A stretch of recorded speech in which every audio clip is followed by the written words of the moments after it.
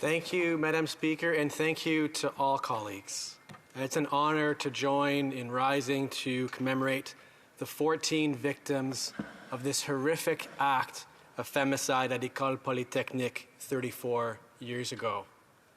Geneviève Bergeron, Hélène Colgan, Nathalie Croteau, Barbara Daigneault, Anne-Marie Edward, Maude Haviernick, Barbara Klucznik-Widajewicz, Maryse Laganière, Maryse Leclair, Anne-Marie Lemay, Sonia Pelletier, Michèle Richard, Annie St-Arneault, et Annie Turcotte. I was 5 years old when these women were murdered simply for being women. Coming from a suburb of Montreal, I grew up in the shadow of this hate.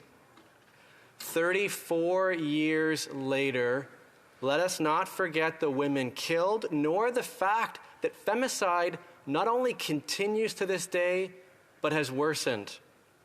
In Canada today, a woman or girl is killed by violence every 2 days, every 48 hours, and that number is rising.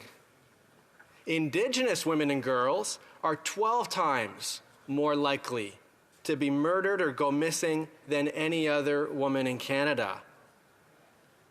Let us also, though, recognize that the perpetrators of gender-based violence are, more often than not, men. And so, as the Minister for Women, Gender Equality and Youth rightfully pointed out earlier, this is not a women's issue. As men, we have a critical role to play in ending gender-based violence.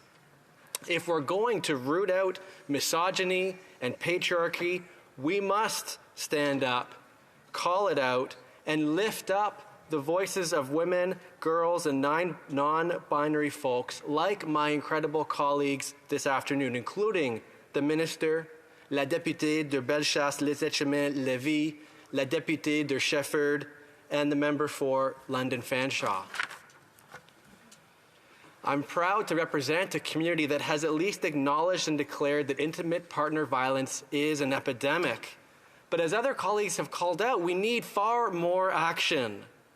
And this includes providing more sustainable funding for organizations like those in my community who are working every day on the ground to end gender-based violence. Violence which we know not only leads to physical and emotional harm to women and their kids, but increased risks to their mental health, social isolation, housing, and financial strains. This action also must include following all 231 calls to justice from the final report into missing and murdered Indigenous women and girls, and as the member for Winnipeg Centre has championed in this place, the National Red Dress Alert System to immediately raise alarms for Indigenous women, girls, and Two-Spirit who are missing. Because to commemorate the lives of the 14 women who never had the opportunity to live out their days means committing to work together to ensure this never happens again. Thank you.